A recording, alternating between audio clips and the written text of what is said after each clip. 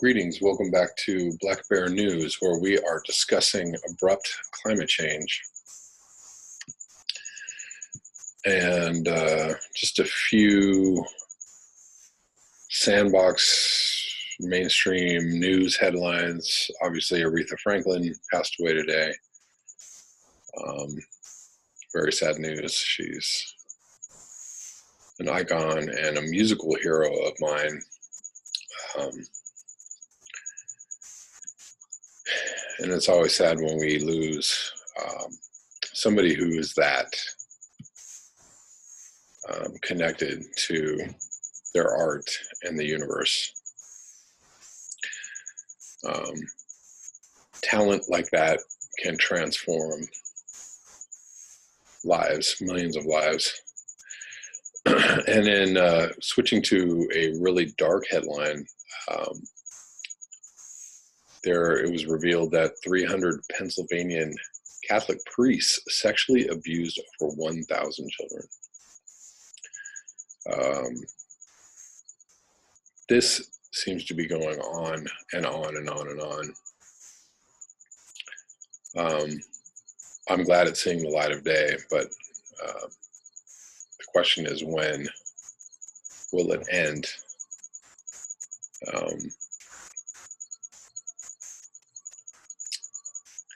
And it's interesting because the Pope, a couple times, the Pope has actually victim shamed. So a bunch of Chilean priests, I guess, resigned. There was a huge abuse scandal in Chile. And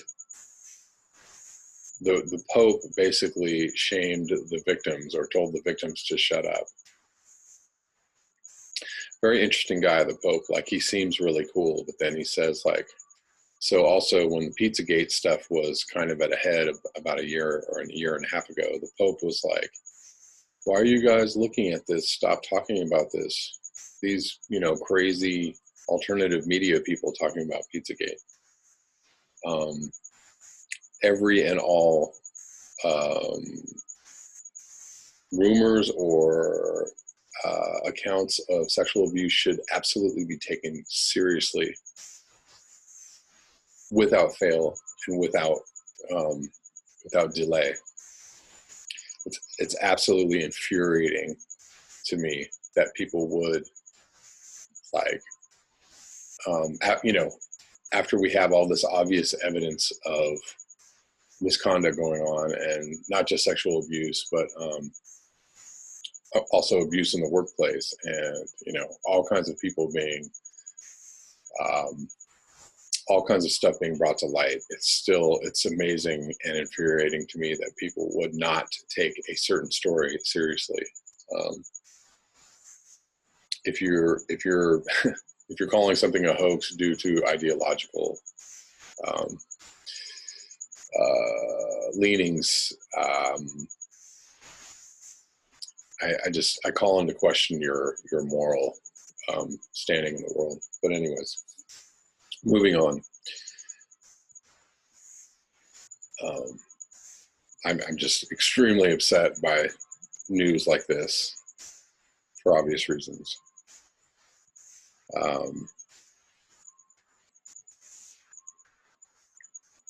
So in climate change news,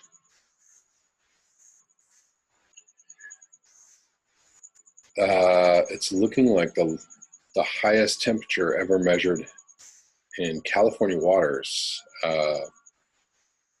happened recently. This is from the sfgate.com site. 81-degree reading likely sets a record for highest temperature ever measured in California waters. The Torrey Pines buoy and the neighboring Scripps nearshore are two of 25 buoys off the coast of California, managed by Scripps Institute of Oceanography.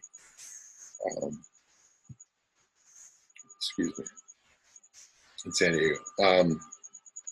Two boys off the coast of San Diego last week reported what researchers believe could be the highest temperature ever measured in California waters. A sea surface temperature of 81.3 degrees was logged Thursday by both the Torrey Pines buoy and the neighboring Scripps near Shoreport. We've been measuring water temperature with our wave buoys since the 1990s, and this is the warmest we've seen in those 2+ decades, says James Behrens, a principal engineer for Scripps Coastal Data Information Program, who helps check the buoys for quality control. Daniel Swain, a climate scientist at UCLA, calls the reading extraordinary, and Miguel Miller, a meteorologist at the National Weather Service office, San Diego, calls it remarkable. While likely record-breaking, these readings aren't entirely surprising, as the Pacific Ocean off Southern California has felt like bathwater in recent weeks. It's the warmest I can remember, says South Bay resident Matt Sorensen, who swam at Pacific Beach in July. The warm waters are tied to a high-pressure weather system that's hunkered over Southern California, squashing the marine layer and creating hot, still conditions. Temperatures on the coast have been above 80 degrees most days in August, and above 90 only a few miles inland. And that was also true in July.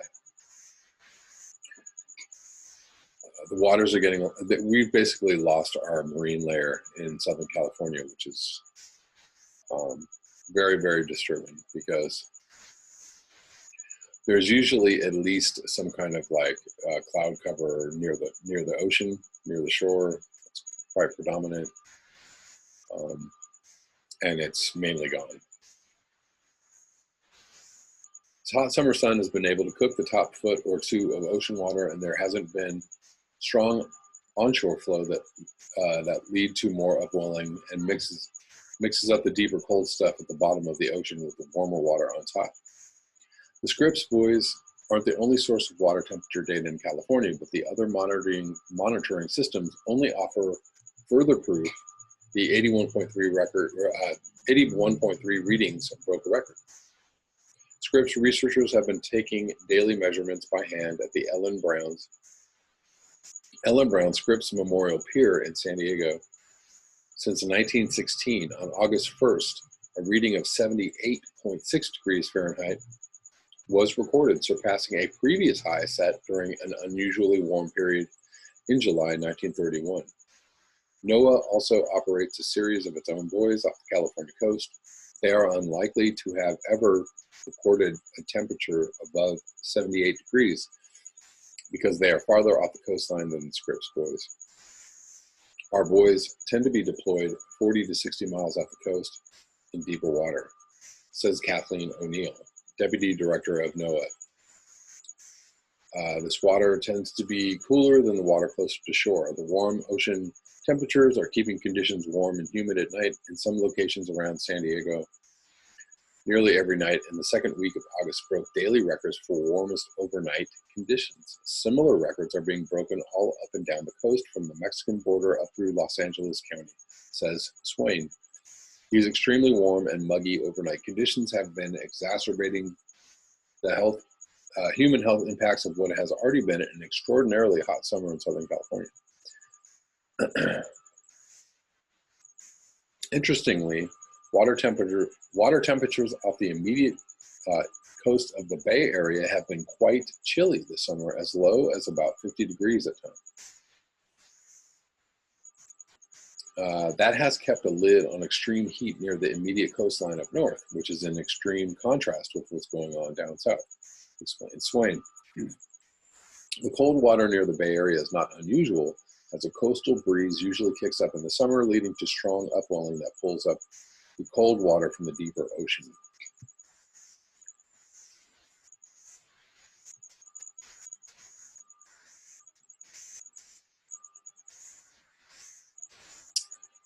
Again, anomalous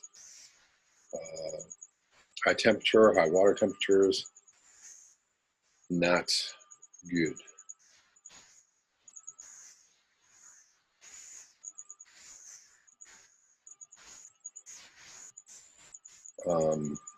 Moving on to British Columbia declares state of emergency as over 500 wildfires burn. This is from today, from the Guardian. About 566 wildfires are currently burning across the province, prompting the evacuation of 3,000 people. The Canadian province of British Columbia has declared a state of emergency as thousands of firefighters battle more than 500 wildfires with little relief in sight. We're going to throw everything we've got at these fires, but in a lot of cases, Mother Nature is going to be in the driver's seat.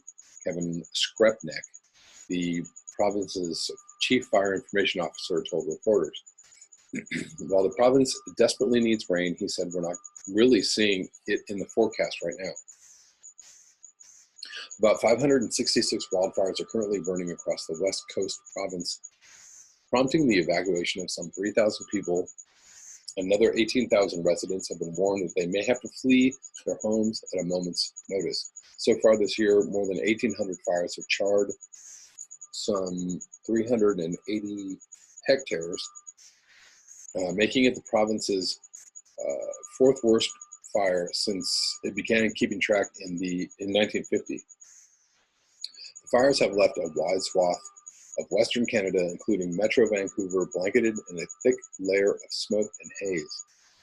Public health officials are warning residents in some regions to avoid strenuous exercise and stay indoors as much as possible. More than 3,000 firefighters from across Canada and as far away as Mexico and New Zealand are working to contain the fires. Some 200 Canadian Armed Forces personnel are expected to be deployed in the coming days to help the province. Officials said the decision to declare a state of emergency was based on advice from the province's wildfire service. Public safety is always our first priority, and as wildlife activity is expected to increase, this is a progressive step in our wildlife response to make sure British Columbia has access to any and all resources necessary. It marks the second year in a row that the province has declared wildfires a state of emergency. Last year saw a record-setting 1.2 million hectares, or almost 3 million acres, scorched by fires raging in the province. Climate change is having an impact, Farnworth said on Wednesday. We know that the fire season is starting earlier, he told reporters, and each year is different. The bulk of the fires, what we have seen this year, have been lightning caused. The fires have sent huge plumes of smoke wafting across British Columbia, blotting out the sun and darkening the skies. Ash has been falling like snow. Shannon Hatch of Fort Fraser, a community in northern British Columbia that was put on evacuation alert this week, told the Globe and Mail. Yesterday in the afternoon, it was pitch black like nighttime.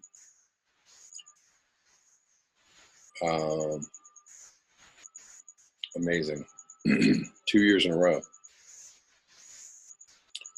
of record-setting wildfires just in British Columbia.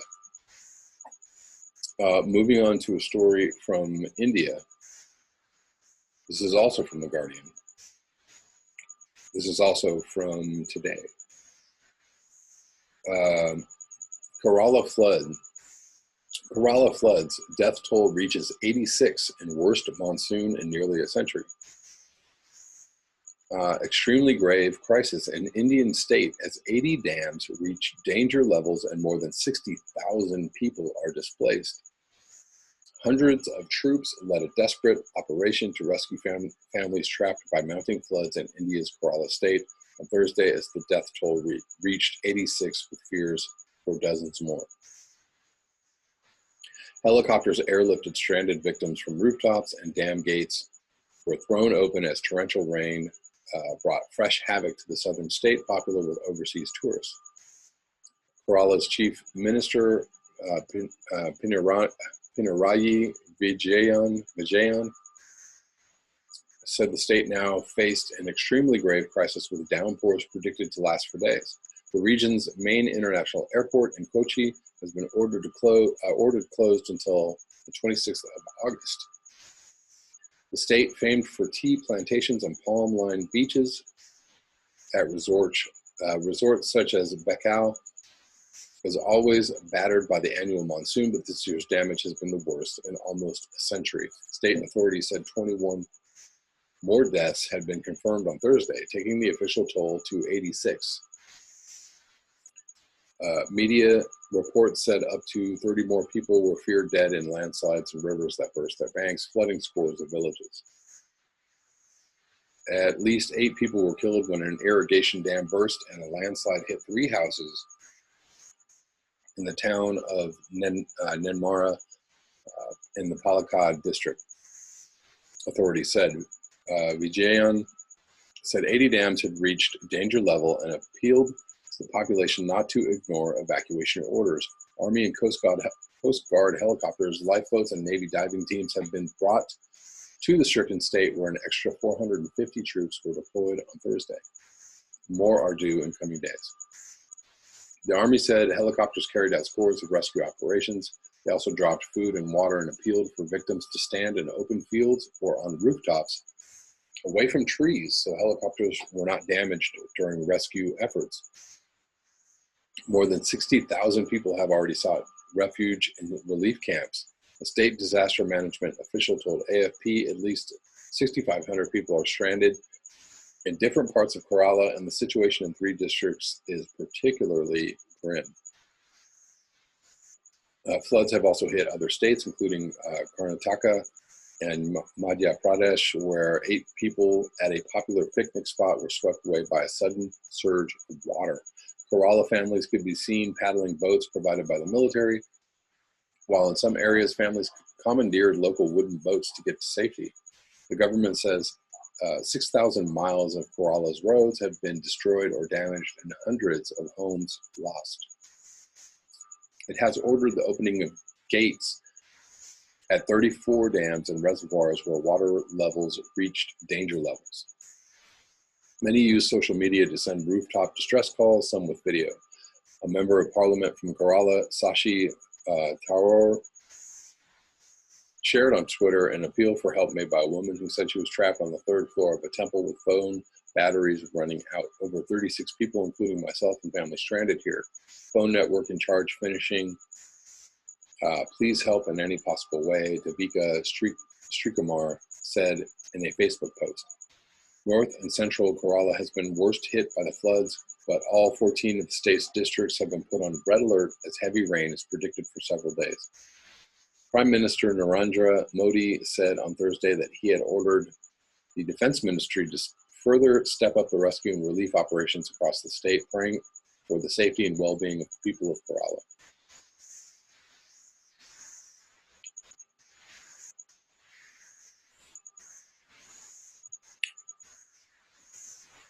Scary stuff. India has been hit especially hard, not just this year, but in the last few years, hit hard by drought, by floods, by heat. The whole area, Far East, has just been getting walloped. One moment. Lastly, I wanted to finish up tonight with an article. I guess this was a response to the New Yorker article from a week or two ago, a few weeks ago now. This is from the Jacobin mag, or Jacobin, by Alyssa Battistoni, How Not to Talk About Climate Change. Let's see what this has to say. This is from August 3rd, so not that long ago. Once upon a time, we almost solved climate change. Then human nature got in the way. This is the thesis of novelist Nathaniel Rich's new article on climate change, comprising an entire issue of the New York Times Magazine entitled Losing Earth, the Decade We Almost Stopped Climate Change. The decade in question is the 1980s, when in Rich is telling a handful of people, a small group of scientists and policymakers based entirely in the United States, nobly tried to save the rest of us from the doom now approaching. The story follows the environmental lobbyist Rafe Pomeranz and the climate scientist James Hansen as they try to raise the alarm about the greenhouse effect, with help from some surprising allies, the occasional Republican senator and concerned representative of oil companies. Climax comes in 1989 when the United States, under the environmental president George H.W. Bush, I believe that's supposed to be, a bit of tongue-in-cheek. Torpedoes a promising effort to reach an international agreement to reduce carbon emissions. From this narrow look at a brief period of American history, Rich draws the conclusion that we are all, we as in humanity, we as in the human species, to blame for the catastrophe that we failed to prevent. Interspersed, I think, with pictures of our beautiful wounded planet, the thesis is laid out in stark, full quotes. All the facts were known and nothing stood in our way, nothing, that is, except ourselves. It is not the right conclusion, says Alyssa. The 1980s were an important decade, but not for the reasons Rich thinks. He's rightly gotten flack for letting the fossil fuel industry and Republicans off the hook. But even beyond that, his narrative misses what actually happened in the decade in question. The 80s were when the new right consolidated power and limited democratic control over economic processes in order to reorganize capitalism in service of renewed growth. And that's damn spot on. To turn around and lay the blame on democracy is perverse. Rich strains mightily throughout the piece to tell a story about climate that will seem revelatory, but mostly he just comes across as naive.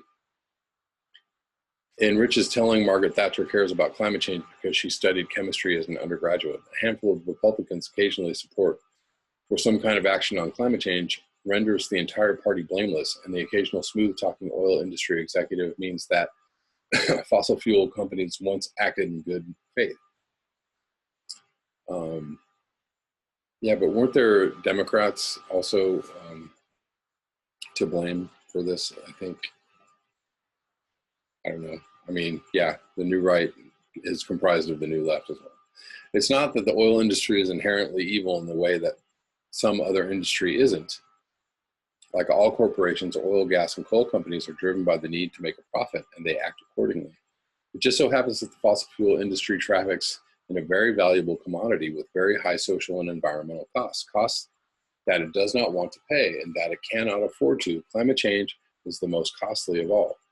Capitalism, meanwhile, is mentioned only once by, of all people, an Exxon representative who acknowledges that the free market may be flawed and pledges support for clean energy 2 years before he announces that Exxon will in fact be doubling down on its traditional oil and gas investments. It's clear from Rich's own reporting that the industry has only ever been proactive when state regulation seemed imminent. Oil executives are explicit about this.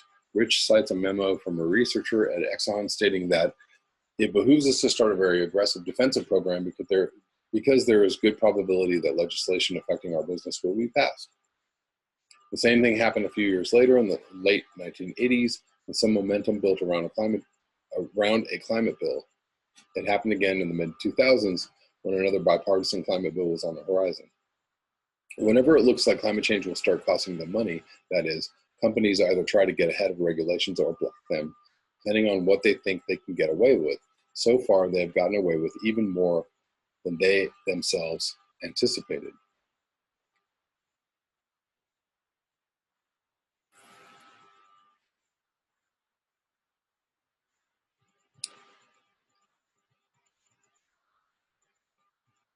Rich recognizes that the problem is political, but again, he draws the wrong conclusions. At one point, he wonders if science, industry, and the press would not move the government to act, then who could?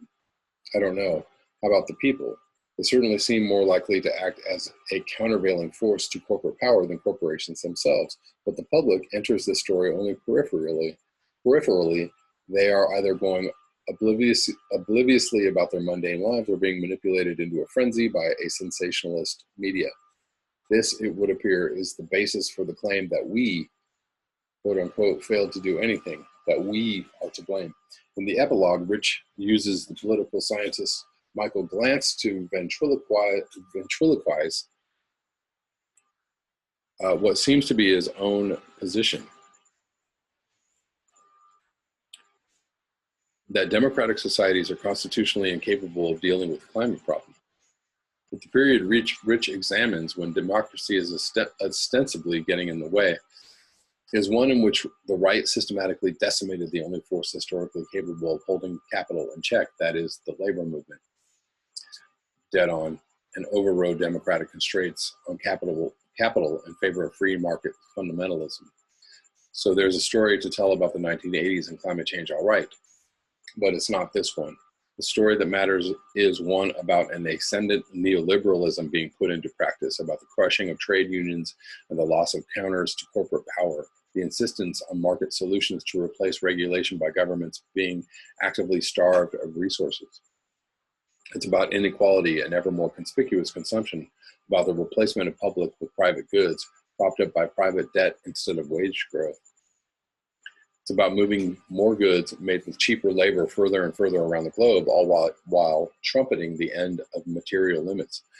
It's about efforts to restart stagnant growth by removing all politically imposed constraints on capital and moving the costs of doing business back onto people and the planet.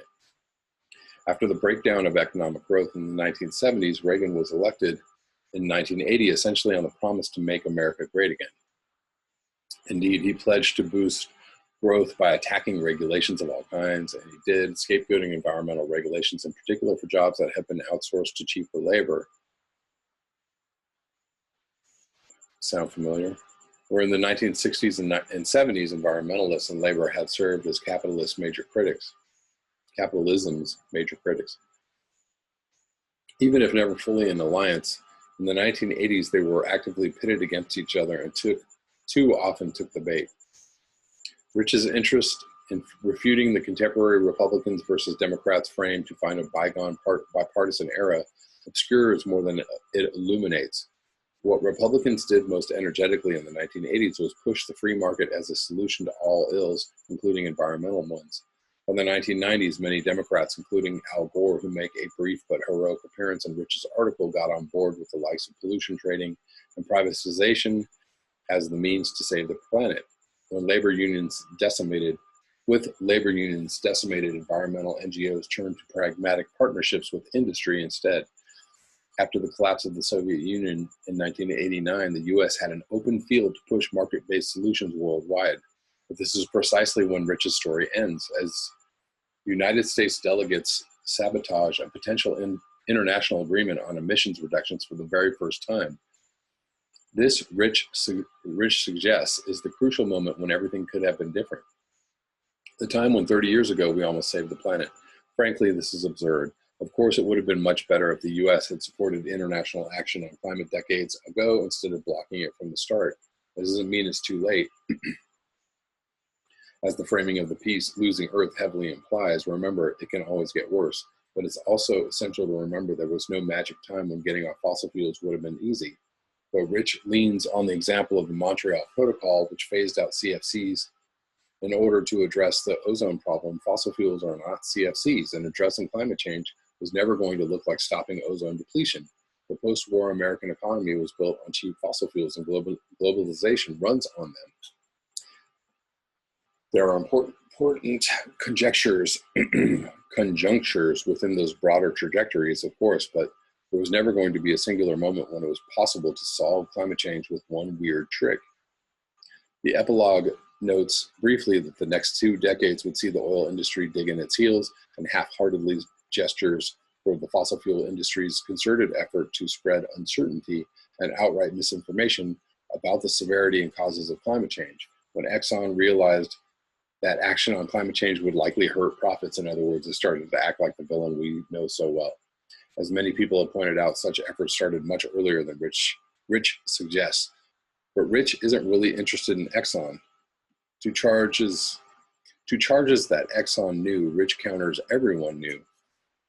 It's not the oil industry, it's not Republicans, it's not capitalism, it's all of us. It's democracy, it's the human species. We can trust the technology and the economics. Rich writes a few lines from the end, don't get me started, but it's harder to trust human nature. Better leave it to the experts. It's not that a more democratic world would magically make action on climate easy. Democracy is hard at the best of times. Climate change is a hideously daunting problem. But it's also one of the only things that has historically proved capable of limiting capitalism's drive to expand at all costs to human life and other kinds. I'll take my chances. So yes, it's good that the New York Times is putting serious resources into climate reporting, but it is way too late in the game to be running pieces like this. This isn't just a missed opportunity or a partial story. It is the wrong story. It is frankly irresponsible to tell readers that once a team of elites almost solved climate change until we got in the way, particularly when the story in question suggests nothing of the kind. It is even more irresponsible to suggest that the time to save the planet passed over 3 decades ago, all while sighing grandiosely about tragedy and the human condition. The Earth is not lost yet, and neither are we. But if we're going to do something about it, we have to know how we got here. And you cannot tell the story of climate change without telling the story of 20th century capitalism, at the very least. You cannot understand the politics of the 1980s in the United States without understanding neoliberalism. So if you find yourself reading about climate change and come across a phrase like, "We came so close as a civilization for breaking our suicide pact with fossil fuels," take a minute to ask, which civilization exactly? Well, all right. That was a decent response to the Losing Earth article. I mean, it's hard to, it's such a monumentally complicated problem that it's really, really hard to really put a finger on, you know, who or what to blame exactly. But she's right. Neoliberalism, capitalism. I mean, if you really want to go farther back than the 80s, you know, during the 60s, when originally all these, you know, when the Jasons were doing reports, and when we were getting a handle on the fact that that climate change was a problem and we needed to do something about it, was also, you know, during the time of kind of a great awakening of, you know, obviously people waking up to the fact that, you know, racism was bad, and Jim Crow was bad, and war was bad, and a huge economic divide was bad, and sexism was bad. Inequality of all kinds was, you know, people were waking up and fighting against an unjust society. And although some things were got, you know, some items of note were gotten across the goal line, or were, you know, made into law and changed our society, etc. You know, we had civil rights bills, we had environmental laws enacted, we had OSHA enacted, we had all kinds of stuff enacted. The corporatists, the oligarchy, the powers that be just got a lot smarter about how to get around, you know, all that stuff, and how to not awaken people, right? And that's I think the takeaway from all of that whole time was, let's just not give people information. The takeaway from Vietnam was like, you know, in the next war, let's just not show any bodies or body bags. Like, you know, keep all the blood and the gore off the TV, whatever you do. Make it, you know, detach it from people's reality, so that's just, you know, a computer game somewhere, you know, on screen or in their minds. Make it unreal and untouchable to them. And the same goes with climate change. I mean, we basically just stomped on the people that were truly fighting, you know, against climate destruction, environmental destruction.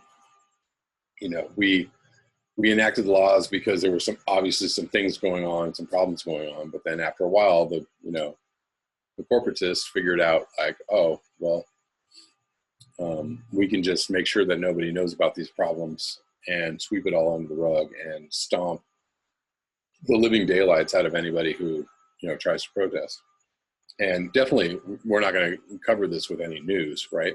If people are out protesting oil tankers or tree felling or, you know, toxic waste dumping, like, we're definitely not going to cover this. You know, we're not going to have any news coverage of this.